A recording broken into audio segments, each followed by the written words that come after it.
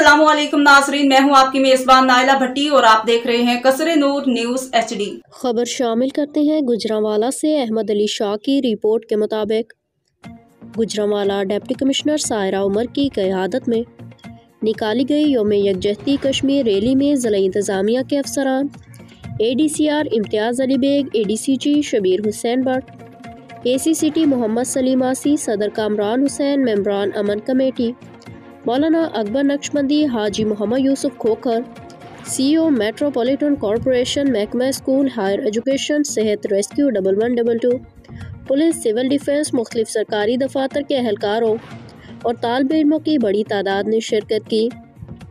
Rally के शरका के कश्मीर बनेगा पाकिस्तान के फलक शिगाफ नारे। डिप्टी कमिश्नर ने कहा कि आज वो सयाह दिन है जिस दिन कश्मीरियों का हक़ खुद इरादियत तल्फ करने की कोशिश की गई।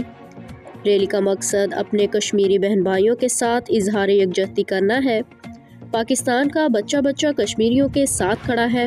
शरका जल्द कश्मीरियों की कुर्बानी रंग लाएंगी और कश्मीर में आज़ादी का सूरज तलू होगा। शरका अब तक के लिए इतना ही। मज़ीद खबरों और अपडेट्स के लिए देखते रहिए कसरे नूर न्यूज़ HD।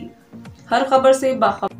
ताज़ा तरीन अपलोड्स की नोटिफिकेशन हासिल करने के लिए हमारे चैनल को सब्सक्राइब करें और साथ में दिए गए घंटी के निशान को दबाना ना भूलें।